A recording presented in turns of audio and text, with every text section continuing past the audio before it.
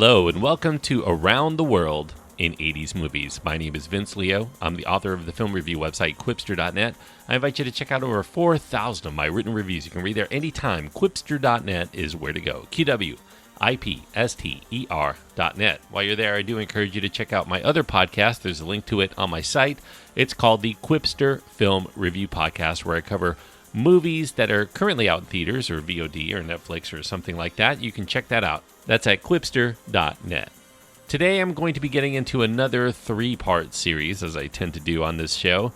I just covered films in which someone goes back in time in order to catch a bad guy that also has gone back in time. The 3-part series that I'm going to do now kind of continues in the sci-fi mold. I'm going to be talking about 3 different movies in which there's a major city that's set in the future, kind of a dystopic look at what happens to those cities sometime in the future.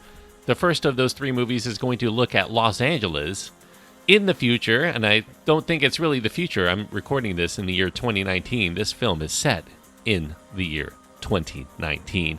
Just by coincidence, if you know your 80s films, you're probably way ahead of me. I'm talking about 1982's Blade Runner. Blade Runner is an R-rated film. It does have violence, nudity, and language. The runtimes, depending on what cut, there's like 7 different cuts. It's usually a little bit around the 2-hour mark. Harrison Ford is the main star. Rutger Hauer, Edward James Olmos, Sean Young, Daryl Hannah, M. Emmett Walsh, William Sanderson, Brian James, Joe Turkel, and Joanna Cassidy appear in the film. The director is Ridley Scott, and the screenplay credited to Hampton Fancher and David Webb Peoples. It's based on the novel Do Androids Dream of Electric Sheep by Philip K. Dick.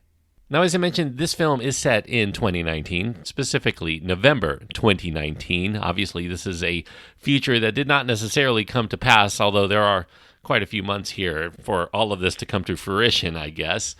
The city is Los Angeles. Earth has undergone some sort of massive population, either explosion or depletion, depending on how you interpret it. In the urban areas, the city landscape is a mishmash of every culture. And almost everywhere you go, there are advertisements. The most prominent of these advertisements is this floating space barge that's advertising the off-world colonies. These off-world colonies offer excitement and adventure to people who are able to go there. It appears there is much excitement. That is true because 6 replicants, those are android-like creations that resemble humans in just about every possible way, with the exception of enhanced agility and strength, and they were constructed to work as slaves on these off-world colonies. These 6 replicants commit mutiny, and they end up escaping to Earth, where they have been outlawed under penalty of death. They're here, though, to find a way to increase their 4-year lifespan, and that causes a Blade Runner named Deckard, Blade Runner being a special LAPD task force member whose job is to kill any and all replicants. Deckard here has to come out of retirement. He's the best they have, so they tell him anyway. That's the basic setup. So much more to the story than that. This film, as I mentioned, is based on the Philip K. Dick novel. It came out in 1968 called Do Androids Dream of Electric Sheep. I have read that book. If you read that book as well, you know this film is very loosely based on that. In fact, it's almost like its own entity when you compare it to that, even though it shares some common themes and a few characters. Blade Runner does borrow its title from an otherwise unrelated book from 1974. It was a novel by Alan E. Norris called The Blade Runner. William S. Burroughs had been commissioned to write a script treatment for an adaptation of Norris's work, but it was instead put forward as a novella published in 1979 called Blade Runner the Movie, also unrelated to what appears in this film. Now, in these works, the term Blade Runner referred to someone who smuggled medical supplies, such as scalpels. That would make much more sense since there are actual blades. No blades here.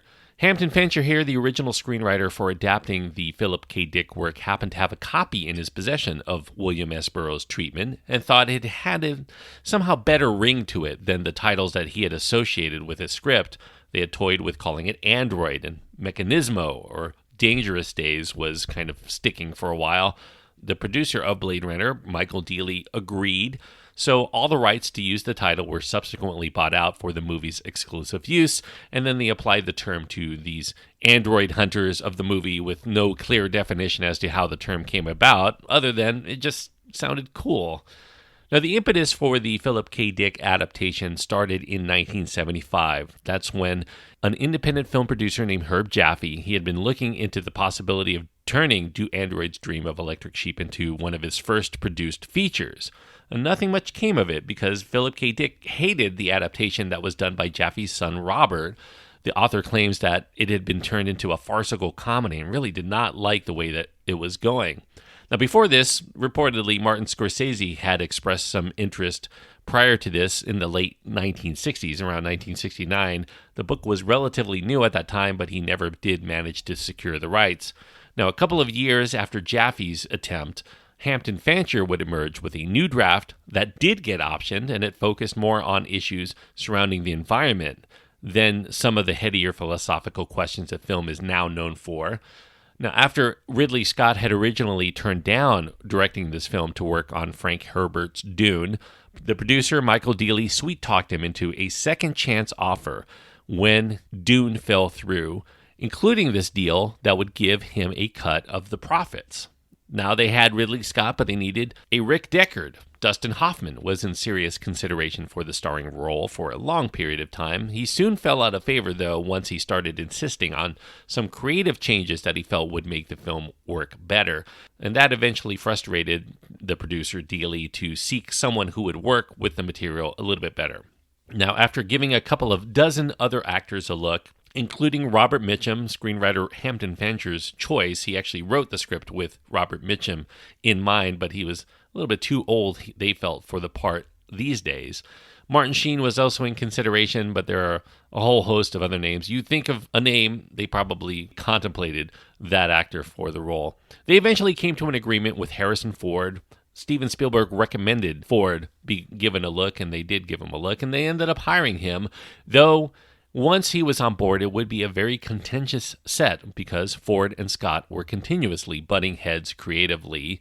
Ridley Scott, then still a young director who concentrated a lot on the design and the minutiae, and Harrison Ford, much more of an actor and a seasoned actor by this point, feeling like Scott was going in all the wrong directions much of the time. Now, Scott had already worked for 8 months polishing up the script with Fancher, so any more changes were treated with skepticism. David Webb Peoples did get brought in because of Ridley Scott's difficulty working with Fancher over the long period of time, because Fancher had become pretty defensive about his original ideas and didn't want to compromise the way that Scott wanted him to. So he still stayed on, though, as a consultant for a few of the screenplay revisions. Now, a few changes were made to the original ideas, though. The setting was originally slated to be in the year 1999. Of course, that was changed to 2019 as the production design would run decidedly more futuristic in its ideas, and that pushed out the events nearly 40 years in the future instead of just 17. The location was also originally slated to be New York City before they dabbled in not naming the city at all, and then they eventually settled on Los Angeles, primarily because it's the location of the stylish Bradbury Building, the location of J.F. Sebastian's abode. He's one of the characters in this film. Frank Lloyd Wright's Ennis House also appears in the film. That was used for both Tyrell's high-rise interiors as well as Deckard's apartment building. And there were also thematic reasons here to choose Los Angeles. The weather in Los Angeles includes perpetual rain and occasional snow, though that makes it seem somewhat implausible, but the name Los Angeles, the Angels, does kind of fit in with some of the vibe, especially as you get toward the end of the film. Once you start watching Blade Runner, it only takes a few seconds for you to get into the atmosphere of the film. We're watching this very breathtaking wide shot of the city. It's complete with the multicolored neon hues of cars as they fly through the sky. Yes, there are cars that fly in this film. The airborne vehicles, they're called spinners.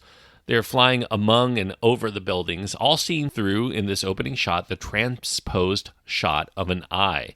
Eyes are a central motif for Blade Runner. They're the key to determines one humanity, as well as to capture and reinforce memories. And from there is this retro-futuristic vibe to Blade Runner that blends old Hollywood stories from 40 years before with these futuristic Hollywood notions of what the world we think will be like 40 years later. Rick Deckard here is the prototypical film noir detective. He has stubble, an overcoat. He perpetually drinks. You get the sense he has a life of regrets. And what's different here, between what we saw in movies of the past and this vision of our future is this blending of the many ethnicities of the city, with Deckard walking through neighborhoods that look distinctly Asian in culture, and characters like the multiracial Gaff, played by Edward James Olmos, talking city speak, which blends the languages of, among others, Spanish and German, Japanese, and Hungarian. Now, in addition to eyes, another metaphor within the film is chess. Chess is the artificial representation of humankind doing battle at the hands of the intellectuals who are manipulating them for dominance. In this film, Roy Batty, the leader of this group of replicants, becomes the manipulator at one point to challenge his maker, Dr. Tyrell, with this gambit, gaining him inadvertent access to the heavens, so to speak, to ask for more life. Now, it has been claimed by some fans, one's more in the know than I am, that the chess game in this film involves the last three moves of a famous match now dubbed the Immortal Game. That was in 1851. And the Immortal Game is not only notable because it ties in with the desire of replicants to be immortal, meaning they want more life and as much as they can get, but also in the great sacrifices that they're willing to achieve their goals, because this Immortal Game involved sacrificing certain pieces for certain men on the board in order to ultimately win. It's interesting to note here from the chess perspective that the name Roy in French means king, further fitting into that motif. Now, Ridley Scott has gone on to say that all of this was unintentional, and there are others that have also suggested that this is a coincidence, because the placement of the pieces on the boards between Dr. Tyrell's board and the one that Sebastian has don't even correspond to each other, much less the actual match, so none of it is really matching here, so it's kind of a coincidence. But it is interesting to contemplate on that level. Now, the broader motifs here of Blade Runner involve mortality and authorship and God, as humans have anguished over our own mortality and our desire to understand our own existence. The ending of the film in particular brings forward these notions of angels and higher powers, with the crucifixion alluded to with a character putting nails through his palm, and then citing a William Blake poem that kind of misquotes the poem, saying, "Fiery, the angels fell." Fell in the original poem was rose, just as the replicants came down to Earth in a fiery display after the mutiny. And we end this film somewhat with this vision of a dove flying to the heavens, following one of the more poignant screen deaths in movie history. Now, the original theatrical version of Blade Runner was released with Harrison Ford performing some voice-over narration, which some claim was a last-minute addition to tie the plot together better. Thematically, it does kind of keep in with some of those noir films that it evokes that also had their own voiceovers. So thematically, they could fit it in, even though Ford would later say that he did the voiceover narration, which actually was intended in early versions of Fancher's noir-inspired script, and then they were discarded. He did those very reluctantly. Some have speculated that his lifeless reading of the lines, at least that's how it's perceived to them, was done on the hope that they would not use the lines. In addition to that theatrical version, there is also an international version that followed closely to the theatrical version, but with some gory violence that had been trimmed down for the American release, although this version was released on home video, including the Criterion version in the United States shortly afterward. Now, a few years later, an employee of Warner Brothers discovered a 70mm print. It actually is a work print that was done before the theatrical release. It was found in 1989. This was the one that was sent to test audiences that ended up hating the film, and that prompted them to put in the narration and the tacked on ending. That ending borrowed unused exterior shots that were taken during the filming of The Shining. Now, this work print ended up getting shown for limited engagements in San Francisco and Los Angeles to great success in the years 1990 and 1991, and that prompted Ridley Scott to commission a so-called director's cut, one that incorporated a lot of his suggestions, but he did not have direct involvement in compiling. He just gave people notes to try to put all of this stuff together, and then they ended up releasing that film more widely into theaters the following year. Now, despite receiving praise for this cut, which many critics claimed was a marked improvement to the theatrical release, Ridley Scott was still dissatisfied with the director's cut because he felt it did not still adequately represent what he really wanted to do with the film. So in 2006, Ridley Scott would claim that a final cut of the film one which he had been directly tinkering on and perfecting for several years, was set to be released into theaters again, which it would for a short time in the year 2007. This final cut enhances the effects and the soundscape, as well as ties up a few of the thematic and narrative elements that Scott desired to make more clear, and that's the one that I think a lot of Blade Runner fans recommend as the choice for watching this film. Now, there are a little bit of spoilers here that I'm going to be talking about. So if you haven't seen Blade Runner, I think this is your jumping off point. I highly encourage you to see it. It is a beautiful and great movie.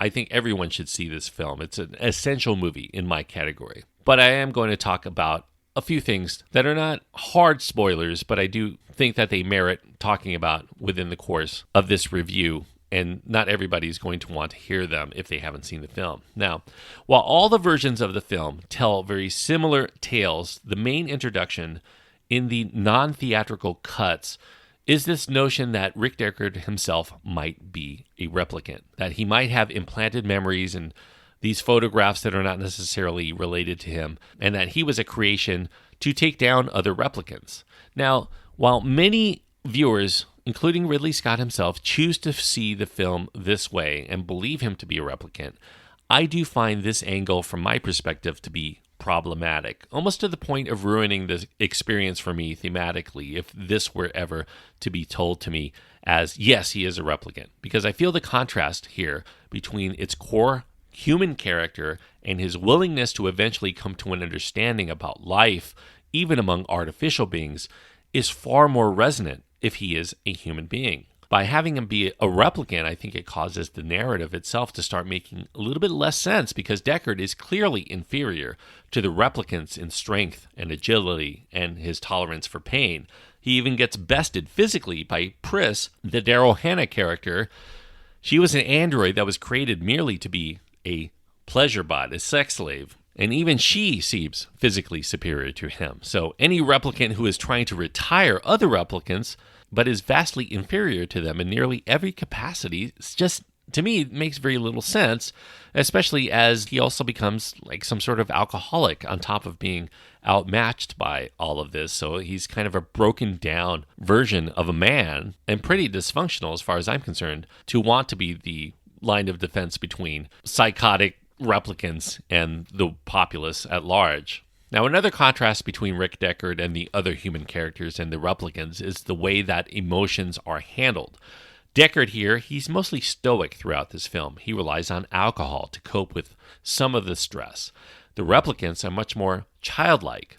They're essentially very smart due to their programming, but they're kind of like 3-year-olds emotionally trapped in these adult bodies, and that causes them to act either playful when they're happy, or they lash out with tantrums when something ends up displeasing them. And the irony here is that Tyrell himself claims that replicants have no emotions, although we do see them on display, until they're near the end of their 4-year lifespan. Now, some of these replicants, we come to find out, are closer to the 3-year end, so I don't think that necessarily holds true either. Tyrell claims that this lack of emotion makes them better suited for slave labor, and those memories that they've implanted keep them grounded, although the fact that this does not bear as true suggests that either Tyrell is using that as an excuse to sell his product better, or he really has not been observing his creations as closely over time to see the folly of his statements.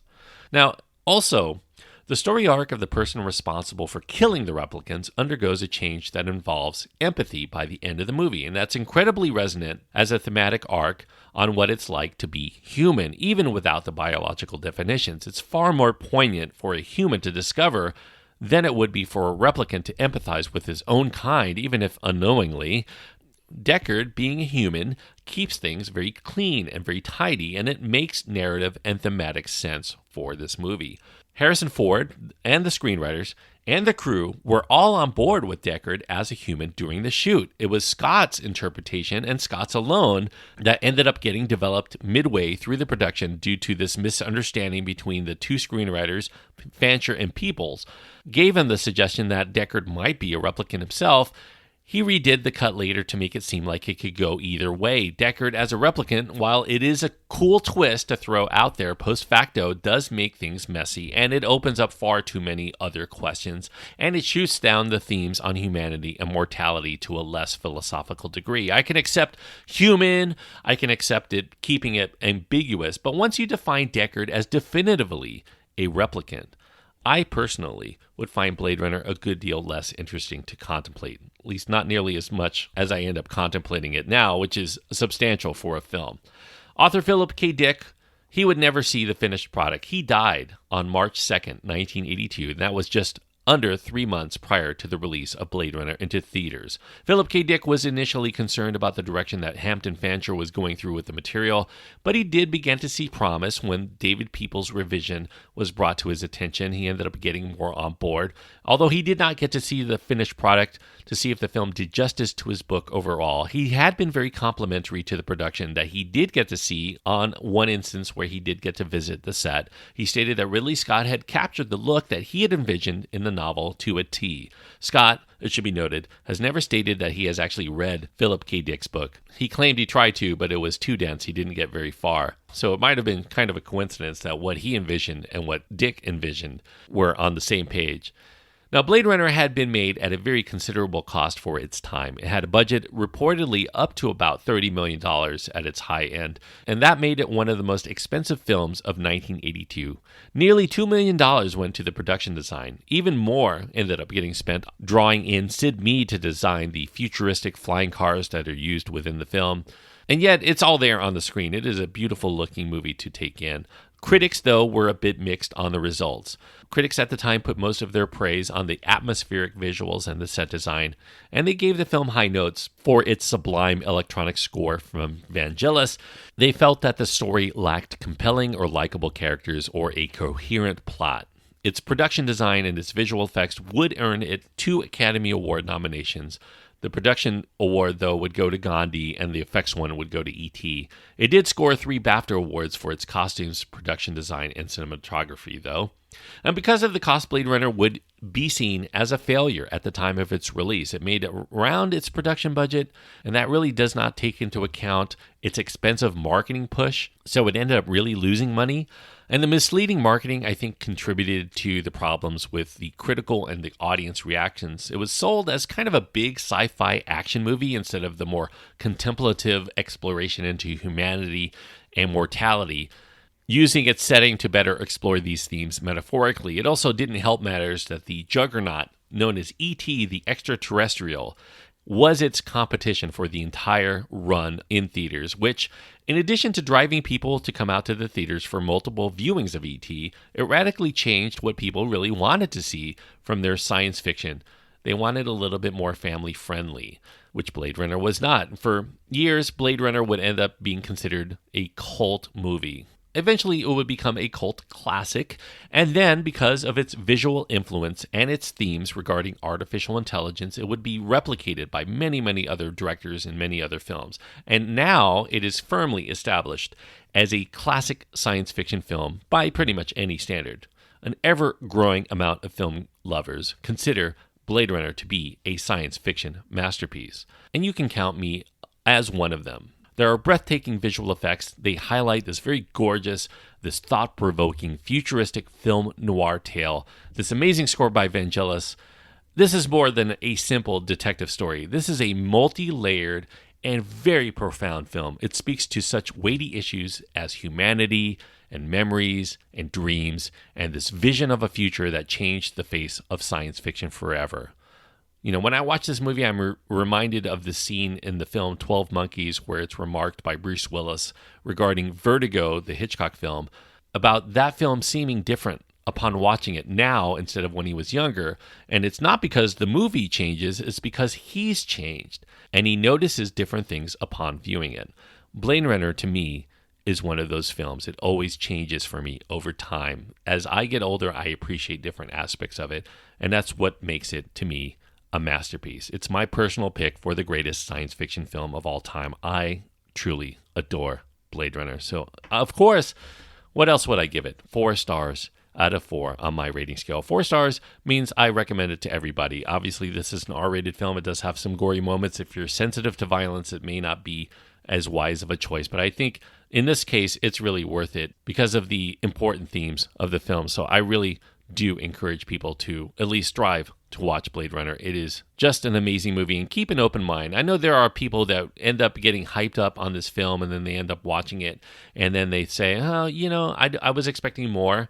And I think part of the problem here is that so many other films have ripped off or paid homage, I should say, to Blade Runner that it's so ingrained into the science fiction language of filmmaking that it almost seems unspecial, even though it's an incredibly special movie that really redefined, I think, science fiction and our visions of the future. That it's one of those cases where I think people who are not in the know of movie history, who are expecting to be blown away, will just see a lot of things that they've seen in many, many other movies that have basically taken from the themes and the visuals of this movie. So please keep that in mind when you do see this film, because there was really nothing before Blade Runner, maybe Metropolis, which I guess it owes a lot to, that really comes close to what Blade Runner does achieve. 4 stars out of 4 for Blade Runner. Obviously, there was a sequel to Blade Runner. It came out just a couple of years ago, Blade Runner 2049. It is a movie that came out in 2017. I will not cover that for the course of this movie. In fact, I've already covered this in podcast form. If you go to the Quipster Film Review podcast, I have a review of Blade Runner 2049. If you want to hear more, though, about my take on Blade Runner 2049, just seek out my other podcast, the Quipster Film Review Podcast. Links on my site at quipster.net. That's at QWIPSTER.net. As far as what I'm going to be covering next time, we did look at futuristic Los Angeles, the dystopia that it is there. Another dystopia I'm going to talk about is a movie. It's an animated feature and another very influential film. It is 1988's Akira, in which we look at kind of a Neo-Tokyo in that film. So I do encourage you to check that out. It is another classic film. I haven't seen this one for quite a long time. I'm looking forward to digging more into it for next week's review.